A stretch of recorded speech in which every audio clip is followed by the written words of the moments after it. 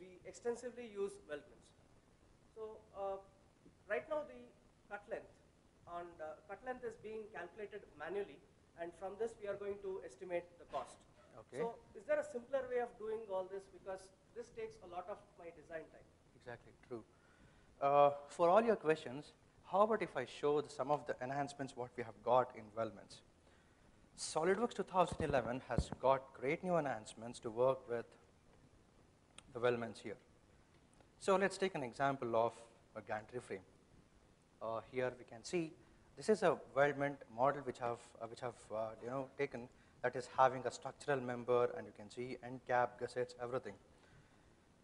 At first, let me introduce a new tool what we have got inside a weldment called weld bead.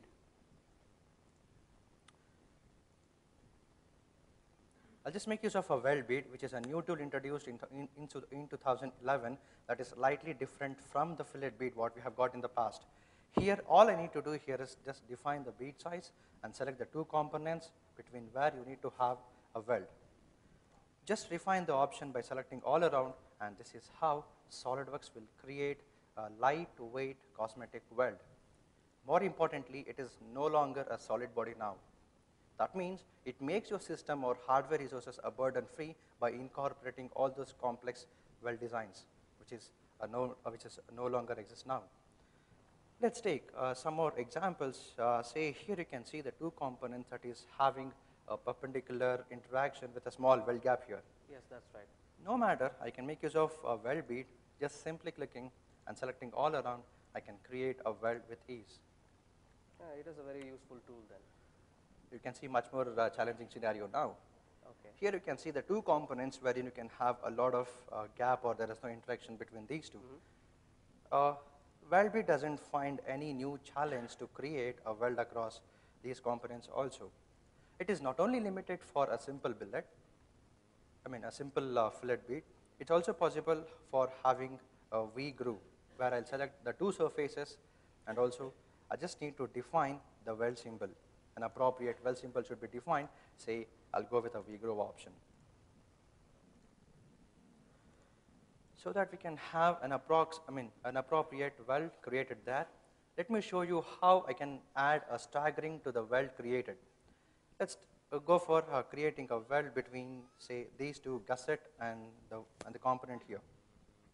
Now I'll just make use of an intermittent weld type, wherein you can define either through gap or a pitch and weld length. I'll just go with the second option and then say I need to stagger this weld so that it adds much stronger to my weld creation. The other way of creating a weld is also possible just by making use of just select these two components and say I want to go with a from and to length, which makes use of an easily used instant 3D curve.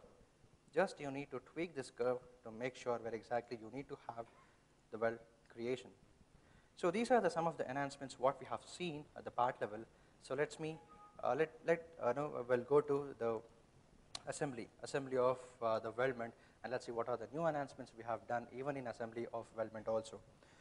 But Ashwin, you know that before creating any weld, we should have a proper weld preparation to be made. You mean right? chamfers, basically? Or of course, chamfer is one example. Okay. But in 2011, we have incorporated the chamfer as well as fillet as an assembly feature at assembly level itself.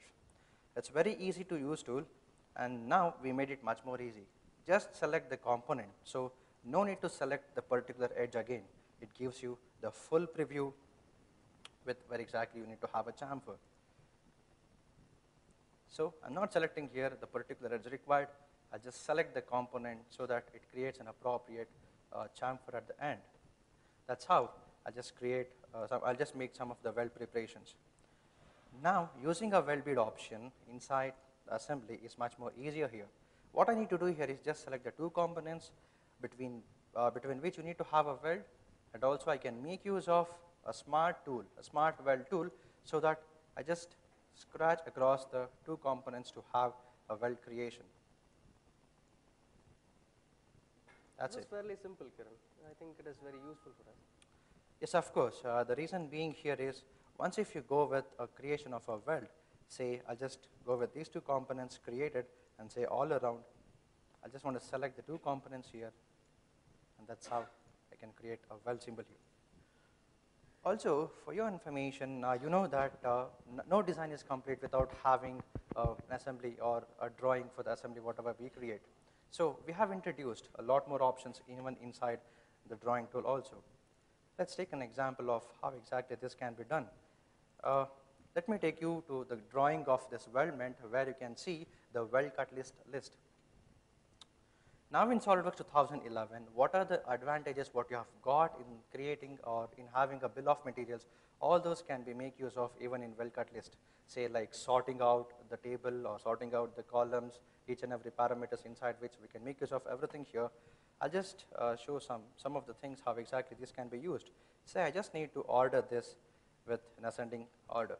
That's how we can make use of not only this, say I just want to reorder this manually the way I want, which was there in the BOM, that is creating a bill of materials table, but now it's been incorporated even in weld cut list table also. So, but even he has asked me a question saying that, how exactly I can create or get an information of all the weld, whatever I've created. For this, we have introduced a new tool called a weld table that includes almost all information that is required for estimating the weld material and also the weld seam width along with the weld length can also be. You can see all this information is now available in a single click by making use of a weld table. Yes, Kiran, this is exactly what I was looking for actually. Hope these enhancements will makes your design a very faster and efficient way. Yes, that's right.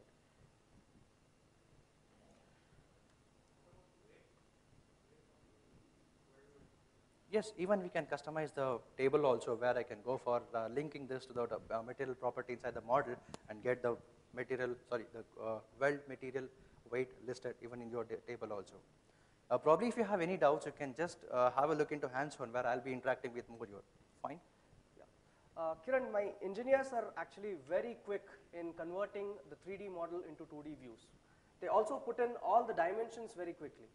But the problem appears when there is a complicated drawing. So all the dimensions are just cluttered around.